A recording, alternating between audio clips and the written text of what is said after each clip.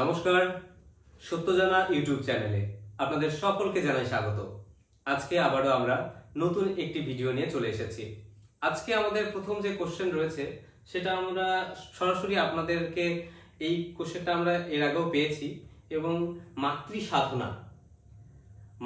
সাধনা আসলে কি, মাতৃ সাধনা আমরা কিভাবে করব এবং মাতৃ সাধনা করে কি কি লাভ করা সম্ভব হয়, কিভাবে কোন মন্ত্রের দ্বারা মাতৃ সাধনা করা সম্ভব, আমাদের দর্শককে যদি আপনি কিছু জানান এই বিষয়ে। নমস্কার, জয় মা।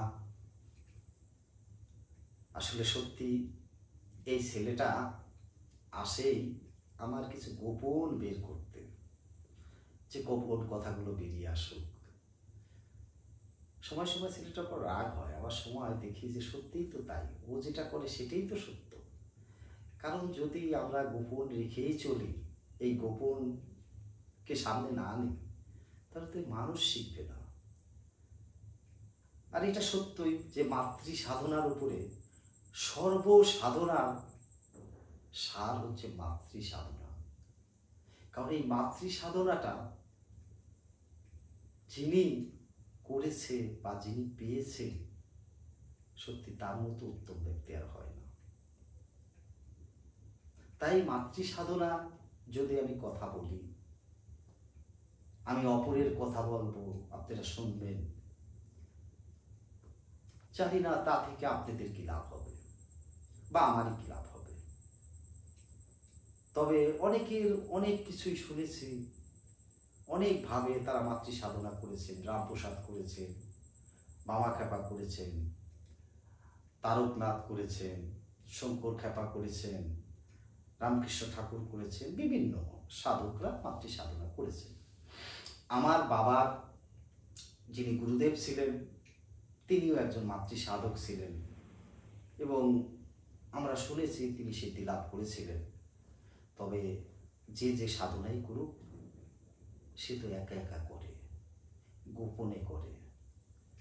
তারপর তার মুখ থেকে বা তার ভক্তদের মুখ থেকেই আমরা শুনি সে মাতৃ সাধনায় সিদ্ধি লাভ করেছে, বা তার কার্যকলাপে আমরা কিছুটা বুঝতে পারি। কিন্তু যদি আমরা সেখানে যাই, যদি না যাই, তাহলে তো বুঝতে পারবো না।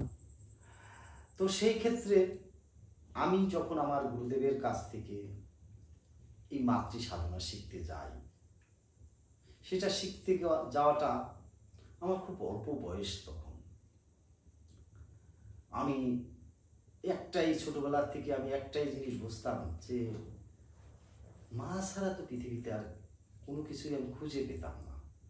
তো এই মাকে আমি কিভাবে জানবো, কিভাবে দেখব, কিভাবে এই মাতৃ সাধনা করব। তো গুরুদেবকে যখন বলি, বাবা নিয়ে যায়, গুরুদেবের হাতে আমাকে দেয়। তখন আমি যখন বলি, তখন বলে যে বাবা দেখ,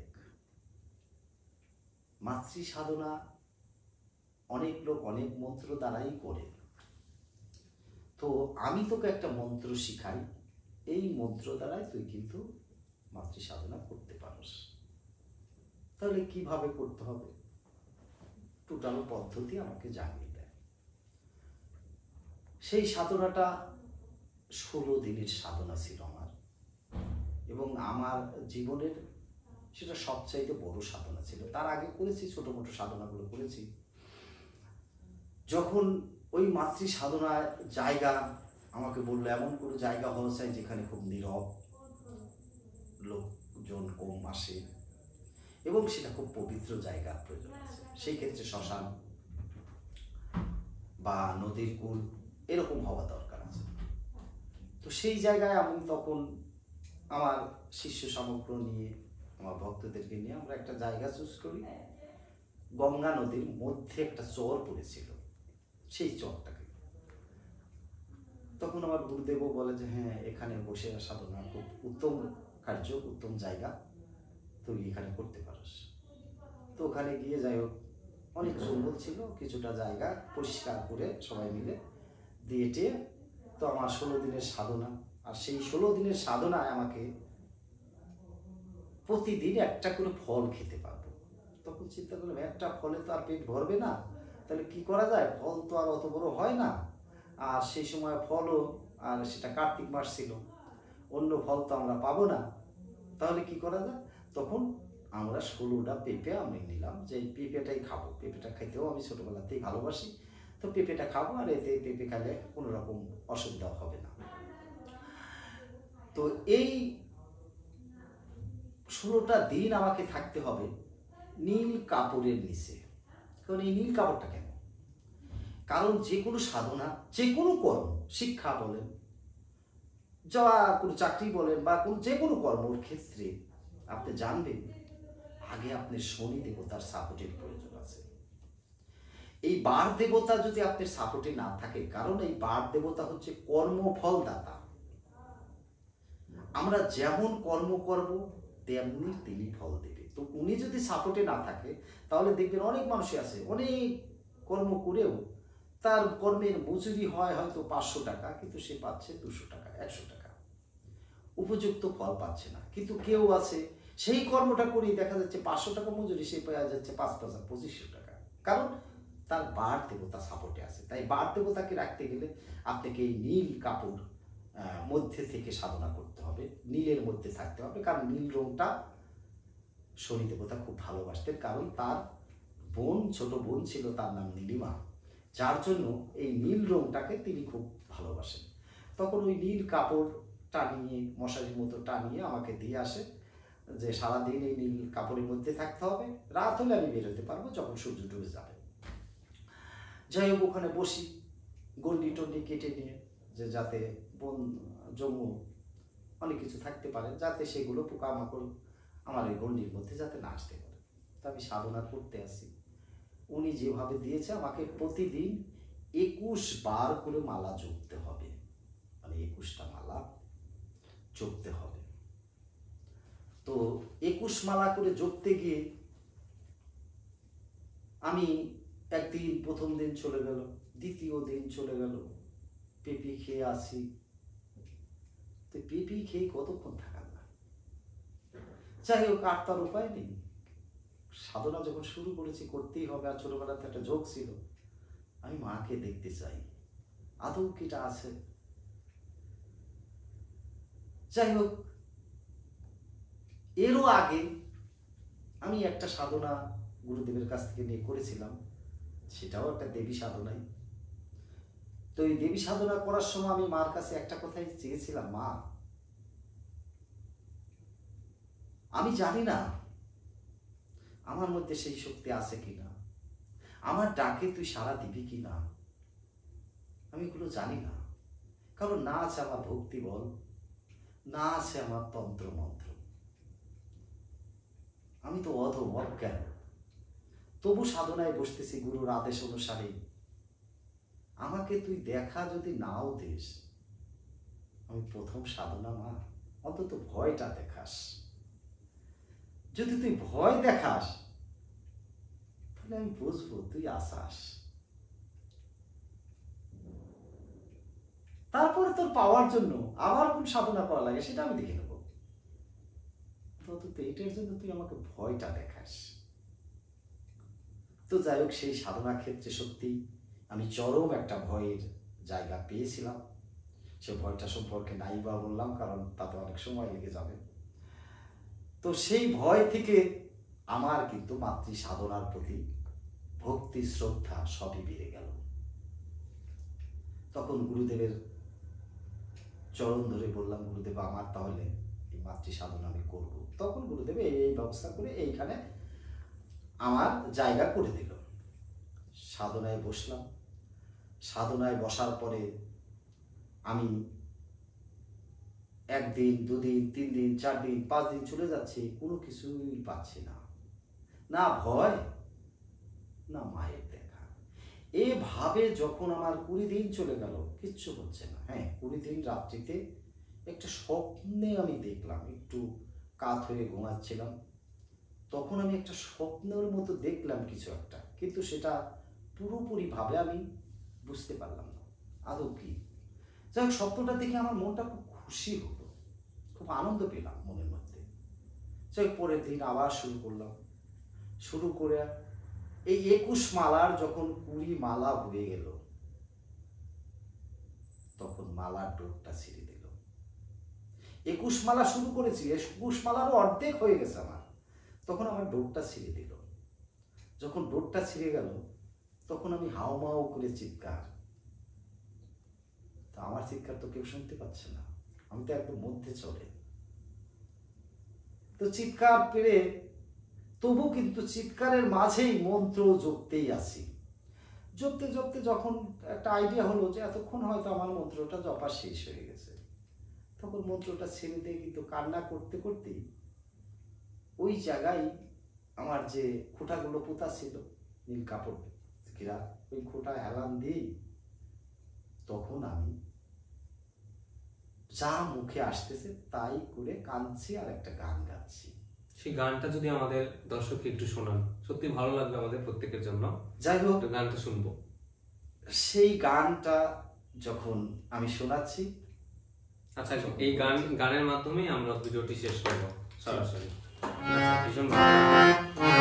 যাই হোক, গানের তো বাজনার প্রয়োজন, বাজনা নেই কারণ আমার তবলছি বা খোলের বায়নটার কেউ এখন পাশে নেই, হঠাৎ করে আমাদের প্রোগ্রামটা, তো আমি শুধু হারমোনিয়ামই শুনছি।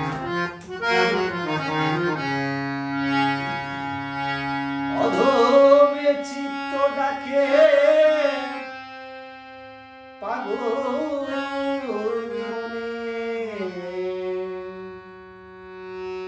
মনে, মা ওই রাঙা চরণ, অধম চিত্ত ডাকে পাগল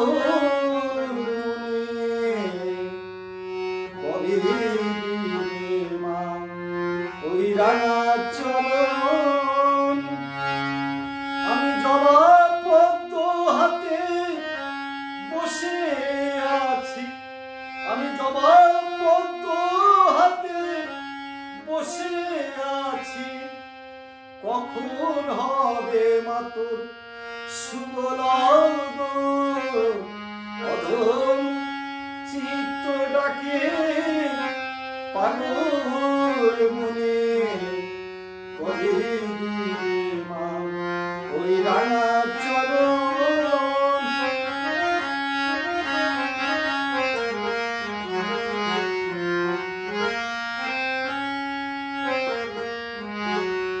ওমা জানি রে মা ভজন সাধন, জানি রে মা ভক্তি, আমি জানি রে মা ভজন সাধন, জানি রে মা ভক্তি, তুমি নিজ গুণে কৃপা করে, তুমি নিজ গুণে কৃপা করে দিও মোরে মুক্তি, অধম চিত্ত ডাকে পাগল মনে, কবে দিবে মা রাঙা চরণ।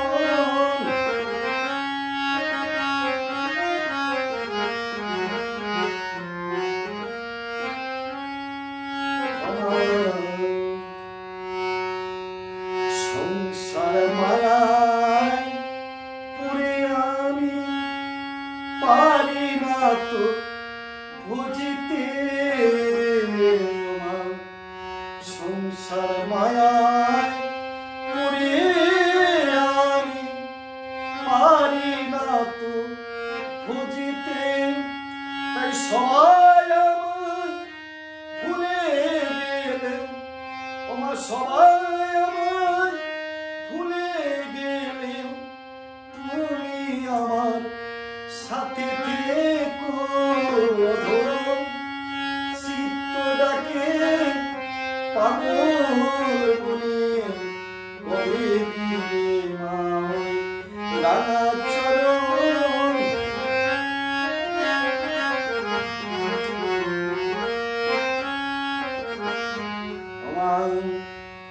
তোমার চরণ যে পেয়েছে ধন্য সে যে এ জগতে,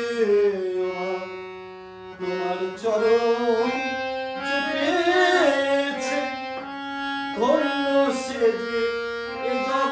জগতে, তাই অধম চিত্তর জবা গ্রহণ করে, অধম চিত্তর জবা গ্রহণ করে, থাকি দিও না এ জগতে, অধম চিত্ত ডাকে পাগল মনে, কবে দিবে মা ওই রাঙা চরণ।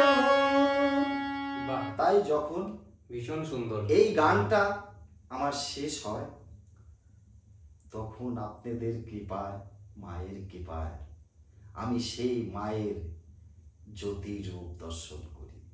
আচ্ছা, তাই বাবা, কোনো মন্ত্র নয়, কোনো তন্ত্র নয়, মাকে পাওয়ার জন্য শুধু একটাই শক্তি দরকার, সেটা ভক্তি, সেটা প্রেম। তাই কোনো তন্ত্র মন্ত্র দ্বারা তাকে পাওয়া যায় না। যদি ভক্তি, প্রেম, সমর্পণ ঠিক থাকে, তাহলে মাতৃ সাধনা করে মাকে জয় করা যায়। জয় মা, জয় মা, জয় মা। জয় মা। অসংখ্য ধন্যবাদ, এবং গানটা ভীষণই ভালো লাগলো আমাদের সকলের। আশা করবো আমাদের দর্শকদেরও ভীষণ ভালো লাগবে, এবং কমেন্টও সবাই জানাবে। আজকে আমরা এই ভিডিওটা এখানেই স্টপ করছি, পরবর্তী ভিডিওতে দেখা হবে। কিন্তু একটি কথা আমরা প্রশ্ন রেখে যাই, যে করে আমার আশ তার করি আমি সর্বনাশ, তবুও যদি না ছাড়ে পাস তাহলে ওই দাসেরে দাস। এটা একটা কথা আছে, প্রবাদ রয়েছে। এই কথাটা কতটা সত্য এটা আমরা পরবর্তী ভিডিওতে জানবো। একদম, একদম। অসংখ্য ধন্যবাদ আপনাদের। সাথে থাকুন, পাশে থাকুন, লাইক করুন, শেয়ার করুন এবং সাবস্ক্রাইব করে অবশ্যই সকলের কাছে পৌঁছে দিন, শেয়ার করে। পরবর্তী ভিডিওতে আপনাদের সকলের সঙ্গে দেখা হচ্ছে। এটাই সত্য। কারণ দেখুন, আপনারা যদি ভিডিওটা শেয়ার না করুন, আপনারা যদি আমাকে ধরে না রাখুন, আমিও একদিন হারিয়ে যাব। তাই আপনাদের কাছে অনুরোধ, আপনারা ধরে রাখুন। অবশ্যই ধরে থাকতে হলে আমাদের সকলের পাশে থাকতে হবে। আমাদের চ্যানেলটিকে আরো গ্রো করার জন্য আপনাদের সকলের সাপোর্ট প্রয়োজন। তাই সরাসরি আপনারা সত্যজানা ইউটিউব চ্যানেলকে পুরো সাপোর্ট করবেন, এই আশা রাখছি আমরা। ধন্যবাদ সকলকে। জয় মা, জয় মা। জয় মা।